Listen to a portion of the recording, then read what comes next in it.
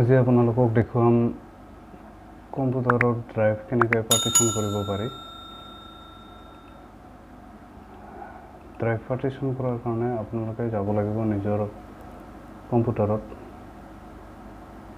মাই পিচি ইয়া উইণ্ড'জ 10 হ'লে ডিছ পিচি, ঠিক আছে। মই হাৰ্ড ডিস্কটো আৰু এটা পাৰ্টিশ্যন কৰিম, ঠিক আছে। এইটো ড্ৰাইভ মই আৰু এটা ড্ৰাইভ বনাই দিম, ঠিক আছে। এইটোৰ কাৰণে কৰিব লাগিব মেনেজত যাব।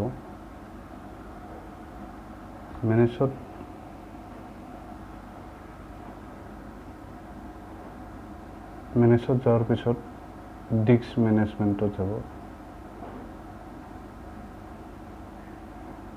এইটো মোৰ হাৰ্ড ড্ৰাইভটো। এইটো মই যদি পাৰ্টিশ্যন বনাওঁ,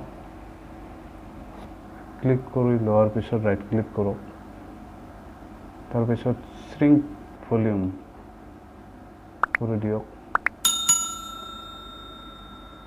ইয়াতে আছে 97051, মই কৰি দিলোঁ 9ৰ জেগাত 4, ঠিক আছে। শ্ৰিংক কৰি দিলোঁ। এইটো মোৰ এক্সট্ৰা আৰু ড্ৰাইভ হৈ গ'ল,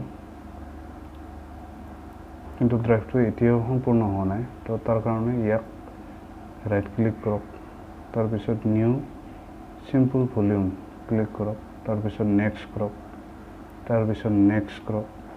ইয়াতে এফ ড্ৰাইভ হিচাপে আহি যাব, তাৰপিছত নেক্সট কৰক। ইয়াতে যদি ড্ৰাইভৰ নাম ৰাখিব খোজে, ধৰি লোৱা মই নিউ ড্ৰাইভ ডেমো, ঠিক আছে। নেক্সট কৰি দিলোঁ, আকৌ এবাৰ নেক্সট, ফিনিছ।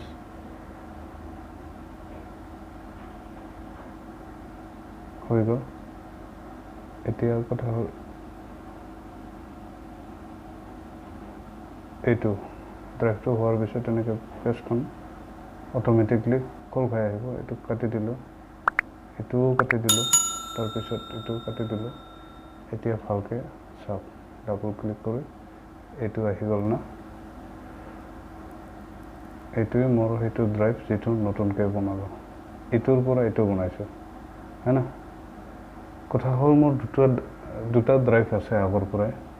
এই ড্ৰাইভটো মোক দৰকাৰ নাই, মই এটাই ড্ৰাইভ কৰি ল'ম। তেনেহ'লে চেম প্ৰচেছ, মেনেজত যাব,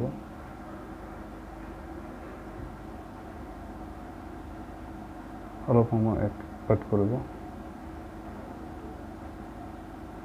তাৰপিছত ডিস্ক মেনেজমেণ্টত যাব।